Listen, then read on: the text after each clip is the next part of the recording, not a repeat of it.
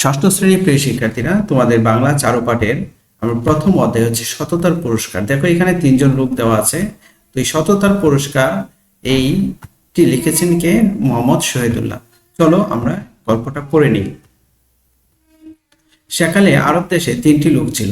একজনের সর্বাঙ্গে ধবল, একজনের মাথায় টাক, আরেকজনের দুই চোখ অন্ধ। ধবল বলতে শ্বেত রোগীকে বোঝায়। ওকে, আল্লাহ তাদের পরীক্ষার জন্য এক ফেরেশতা পাঠাইলেন। ফেরেশতা হইলেন আল্লাহর দূত।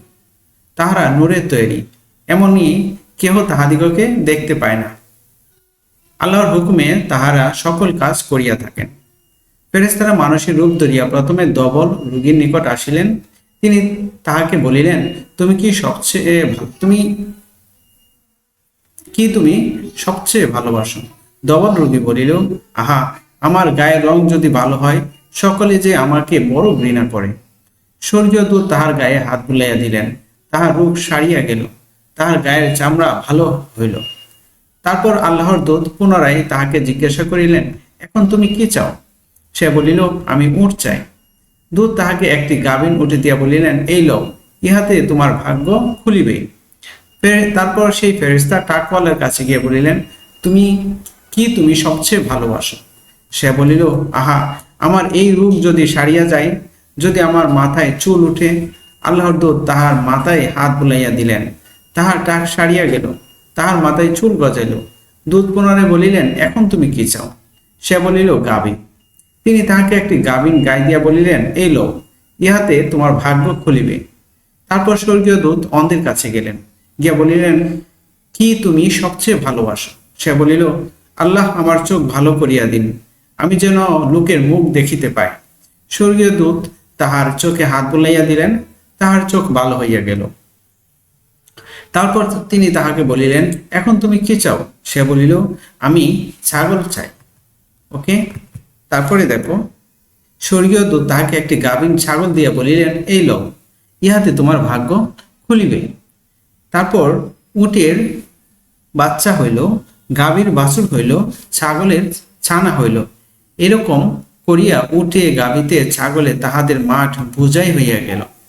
কিছুদিন পর আবার সেই ফেরেশতা পূর্বের মতো মানুষের রূপ ধরিয়া সেই যে আগের ধবল রোগী ছিল তাহার নিকট উপস্থিত হইলেন। সেখানে গিয়া তিনি বলিলেন, আমি এক বিদেশী, বিদেশে আসিয়া আমার সব পুঁজি ফুরাইয়া গিয়াছে। এখন আল্লাহর দয়া ছাড়া আমার আর দেশে ফিরবার উপায় নাই। যিনি তোমারে সুন্দর গায়ের রং দিয়েছেন, সুন্দর চামড়া দিয়েছেন, আর এত ধন দৌলত দিয়েছেন, তাহার দোহাই দিয়া তোমার কাছে একটি উট চাইতেছি। সে বলিল, উটেরও অনেক দাম, কি করিয়া দেই? স্বর্গীয় দূত বলিলেন, ওহে, আমি যেন তোমাকে চিনিতে পারিতেছি। তুমি না ধবল রোগী ছিলে, আর সকলে তোমাকে ঘৃণা করিত। তুমি না গরিব ছিলে, তারপর আল্লাহ তোমাকে ধন দৌলত দিয়েছেন। সে বলিল, না, তা কেন? এসব তো আমার বরাবরই আছে। স্বর্গীয় দূত বলিলেন, আচ্ছা, যদি তুমি মিথ্যা বলিয়া থাকো, তবে তুমি যেমন ছিলে আল্লাহ তোমাকে আবার তাহাই করিবেন। তারপর স্বর্গীয় দূত পূর্বে যে টাকওয়ালা ছিল তাহার কাছে গেলেন। সেখানে গিয়ে আগের মতো একটি গাভীন চাইলেন। সেও ধবল রোগীর মতো, তাহাকে কিছুই দিল না। তখন স্বর্গীয় দূত বলিলেন, আচ্ছা, যদি তুমি মিথ্যা কথা বলিয়া থাকো, তবে যেমন ছিলে আল্লাহ তোমাকে আবার তেমনই করিবেন। তারপর স্বর্গীয় দূত পূর্বের যে অন্ধ ছিল তাহার কাছে গিয়া বলিলেন, আমি এক বিদেশী, বিদেশে আমার সম্বল ফুরাইয়া গিয়াছে। এখন আল্লাহর দয়া ছাড়া আমার দেশে পৌঁছাবার আর কোনো উপায় নেই। যিনি তোমার চক্ষু ভালো করিয়া দিয়াছেন, আমি তোমাকে সেই আল্লাহর দোহাই দিয়ে একটি ছাগল চাইতেছি, যেন আমি সেই ছাগল বেচা টাকা দিয়া দেশে ফিরিয়া যাইতে পারি। তখন সে বলিল, হ্যাঁ, ঠিক তো, আমি তো অন্ধ ছিলাম, পরে আল্লাহ আমাকে দেখিবার ক্ষমতা দিয়েছেন। আমি গরিব ছিলাম, তিনি আমাকে আমির করিয়াছেন। তুমি যাহা চাও লও, আল্লাহর কসম, আল্লাহর উদ্দেশ্যে যে জিনিস লইতে তোমার মন চায়, যদি তুমি তাহা না লও, তবে আমি তোমাকে কিছুতেই ভালো রূপ বলিব না। ফেরেশতা তখন বলিল, বাস, তোমার জিনিস তোমারই থাক, তোমাদের পরীক্ষা লওয়া হইল। আল্লাহ তোমার উপর খুশি হইয়াছেন, আর তাহাদের উপর বেজার হইয়াছেন। এই হচ্ছে আমাদের গল্পটা। দেখো, এখানে কিছু শব্দার্থ দেওয়া আছে। ধবল, ধবল মানে সাদা বা শ্বেত, এটা হচ্ছে এক প্রকার চর্মরোগ। এই রোগে শরীরের চামড়া ও সাদা ও চুল সাদা হয়ে যায়। গাভীন, গর্ভধারণ করেছে এমন গাভীন গরু। আমির, আমির মানে হচ্ছে ধনী বা ধনবান। সর্বাঙ্গে, এটাকে বাংলায় সর্ব যোগ অঙ্গ, এ হচ্ছে সর্বাঙ্গ। এ বিভক্তি, অর্থাৎ এটা অর্থ হলো সারা শরীরে মানে সমস্ত দেহে। কসম, কসম মানে শপথ বা দিব্যি। স্বর্গীয় দূত, আল্লাহর বার্তাবাহক বা সংবাদ বাহক। নূর, নূর হচ্ছে জ্যোতি বা আলো। পুঁজি, পুঁজি মানে সম্বল বা মূলধন। দুহাই, দুহাই মানে শপথ বা কসম। সম্বল মানে পাথেয় বা পুঁজি। বেজার মানে হচ্ছে অখুশি বা অসন্তুষ্ট। তো পাঠের উদ্দেশ্য হচ্ছে সততা, পরোপকার ও নৈতিক মূল্যবোধ অর্জন করা। এখন আমরা পাঠ পরিচিতিটা পড়ে নিই। প্রিয় শিক্ষার্থীরা, আমরা যদি পুরো গল্পটা না পড়ে সৃজনশীল প্রশ্নটা পড়ি তাহলে আমাদের কিছু বুঝে আসবে না। সেজন্য তোমরা পুরো গল্পটা পড়ি সৃজনশীল প্রশ্নটা পড়বো। তারপর পাঠ পরিচিতিটা দেখো। সাধুরীতিতে রচিত এই গল্পে হাদিসের বর্ণিত কাহিনী বর্ণিত হইয়াছে। এই গল্পের মূল বাণী হচ্ছে আল্লাহ মানুষকে পরীক্ষা করেন এবং সৎ লোককে যথাযথ পুরস্কার দেন। আরব দেশে 3 জন লোককে পরীক্ষা করার জন্য আল্লাহ একজন ফেরেশতা পাঠান। এদের একজন ধবল রোগী, একজন ডাকওয়ালা এবং আরেকজন অন্ধ। ফেরেশতার অনুগ্রহে এই 3 জনেরই শারীরিক ত্রুটি দূর হইল। 3 জনই সুন্দর, সুস্থ, স্বাভাবিক মানুষের চেহারা পেল।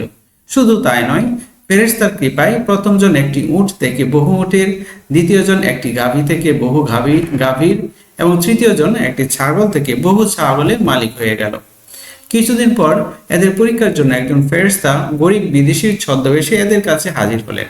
তিনি এক একজনের কাছে গিয়ে তাদের আগের অবস্থার কথা স্মরণ করিয়ে দিয়ে তাকে কিছু সাহায্য করতে বললেন। প্রথম দুজন তাদের আগের অবস্থার কথা অস্বীকার করে ছদ্মবেশী ফেরেশতাকে খালি হাতে বিদায় দিল। অন্যদিকে তৃতীয় জন নির্দ্বিধায় ফেরেশতার ইচ্ছা মতো সবকিছু দিতে রাজি হলো। আল্লাহ তার উপর খুশি হলেন এবং তার সম্পদ তারই হয়ে গেল। প্রথম দুজনের পর আল্লাহ অসন্তুষ্ট হলেন এবং তাদের অবস্থা আগের মতো হয়ে গেল। অকৃতজ্ঞরা তাদের অকৃতজ্ঞতার উপযুক্ত ফল পেল। প্রিয় শিক্ষার্থীরা, আমরা পাঠ পরিচিতিটা পড়েছি। এখন আমরা পড়ব ডক্টর মোহাম্মদ শহীদুল্লাহ সম্পর্কে। দেখো, মোহাম্মদ শহীদুল্লাহর জন্ম 1885 খ্রিস্টাব্দে ভারতের পশ্চিমবঙ্গের 24 পরগনা জেলার পেয়ারা গ্রামে। তিনি বহু ভাষাবিদ ও পণ্ডিত হিসাবে খ্যাত। মোহাম্মদ শহীদুল্লাহ কলকাতা সিটি কলেজ থেকে সংস্কৃতে বিএ অনার্স ও কলকাতা বিশ্ববিদ্যালয় থেকে ভাষাতত্ত্বে এমএ পাশ করেন। তিনি ছিলেন কলকাতা বিশ্ববিদ্যালয়ের ভাষাতত্ত্ব বিভাগের প্রথম ছাত্র। পরে তিনি প্যারিসের সোরবন বিশ্ববিদ্যালয় থেকে ডক্টর অফ লিটারেচার ডিগ্রি লাভ করেন। বাংলা ভাষা ও সাহিত্যের ইতিহাস রচনায় তিনি অসাধারণ পাণ্ডিত্যের পরিচয় দিয়েছেন। বাংলা ব্যাকরণ রচনাতেও তার অবদান স্মরণীয়। কর্মজীবনে তিনি ঢাকা বিশ্ববিদ্যালয় ও রাজশাহী বিশ্ববিদ্যালয়ে বাংলা বিভাগে অধ্যাপনা করেছেন। ভাষা ও সাহিত্য নিয়ে গবেষণার স্বীকৃতি হিসেবে তিনি অনেক পুরস্কার পেয়েছেন। ছোটদের জন্য তার লেখা রচনাগুলোর মধ্যে উল্লেখযোগ্য হচ্ছে শেষ নবীর সন্ধানে ও গল্প মঞ্জরি। তার সম্পাদনায় শিশু পত্রিকা আঙ্গুর প্রকাশিত হয়। বাংলা ভাষার আঞ্চলিক কবিতা সম্পাদনা তার অসামান্য কীর্তি। মোহাম্মদ শহীদুল্লাহ 1969 খ্রিস্টাব্দে ঢাকায় মৃত্যুবরণ করেন। ঢাকা বিশ্ববিদ্যালয়ের শহীদুল্লাহ হল প্রাঙ্গণে তাকে সমাহিত করা হয়। ওকে প্রিয় শিক্ষার্থীরা, পরবর্তী ক্লাসটি পেতে চ্যানেলটি সাবস্ক্রাইব করো। তো সেই পর্যন্ত ভালো থেকো। আল্লাহ হাফেজ।